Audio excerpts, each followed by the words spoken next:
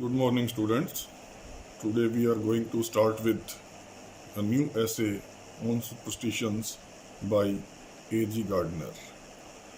Before discussing the text, let us know something about the author. Alfred George Gardiner, writer of some of the most celebrated journalist essays and sketches under the pen name Alpha of the Flow, was the editor of the Daily News London. He was also the president of the Institute of Journalists. His best essays are those which he contributed to a number of leading British newspapers. Gardiner's essays are apparently of a casual type, as most journalistic articles and features are. Yet through them he expresses his natural sense of joy and harmony of life. His responses to life may not be very deep and philosophical, but none can deny his unfailing cultured and balanced outlook. In some of his best essays, Gardiner makes the reader aware of the darkness and sorrow of the years during the First World War. But what is charming in him is that he naturally inspires the reader to feel that life is beautiful, wars or no wars.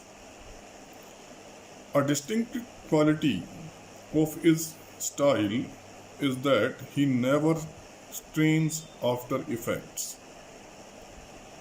The effortless ease which is reflected through his writings comes from his spontaneous responses to life and his capacity to express something of the universal through his experiences. The result is that while reading Gardiner's, the reader quickly attunes himself to the moods and feelings of the writer. Gardiner, we may say, is the model of a modern writer who is able to elevate journalistic writings to the level of literature. Gardiner's style is the same as that of the most natural and intimate conversationalist. His sentences are usually short and the figures are homely. The passage from the start to the essay to its end goes through well-arranged stages, in each of which we may mark a series of short sentences clinched finally by a relatively long one. This arrangement, free from all sophistications, mirrors the essay's heart and mind. Occasionally there are learned allusions, but these harmonize with the style and never give the impression of any flaunting of the essay's learning. Let us start with the text of the essay on superstitions.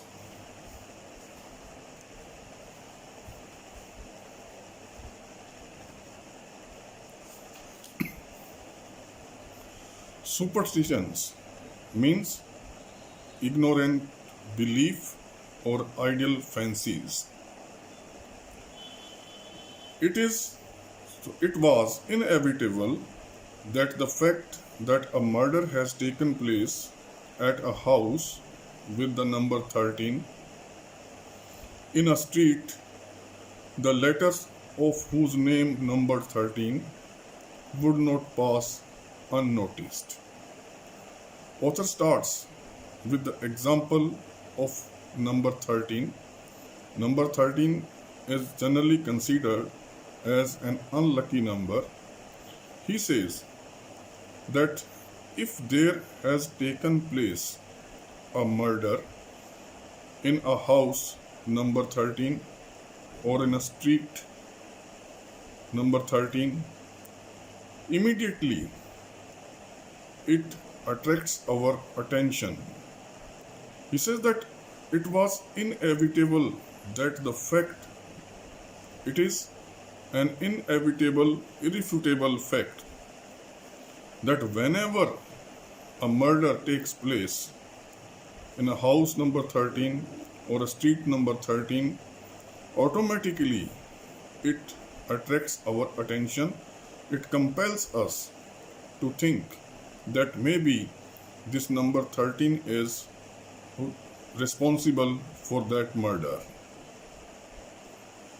If we took the last 100 murders that have been committed, I suppose we should find that as many have taken place at number 6 or number 7 or any other number you choose as at number 13. That the law of average is as inexorable here as elsewhere. Now we say, suppose we analyze 100 murders, we will find that the number of murders took place in street number 6 or street number 7. The same number of murder has taken place in street number 13. But this consideration does not prevent the world remarking on the fact when number 13 has its turn. Though the average is same, whereas the numbers are concerned, the average of the murders, it is same, but he says this very consideration, this very thinking does not stop us, does not prevent us when the turn of number 13 comes. We start giving arguments. Might be because of this unlucky number, such thing happened. Note that the world believes there is anything in the superstition. It doesn't mean that the entire world believes that it is superstitious number, it is an unlucky number. It is quite sure it is a mere childish folly, of course. He says that sure, it doesn't mean that the world believes in superstitions. If it is considered, it should be considered as childish folly, a mad action. Few of us would refuse to take a house because its number was 13, or decline an invitation to dinner because there were to be 13 at table. He says that very less number out of us would refuse to purchase a house that is bearing the number 13.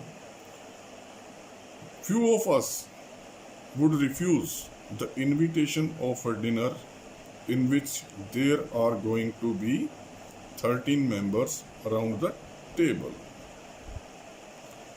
But most of us would be just a shade happier if that desirable residence were numbered 11.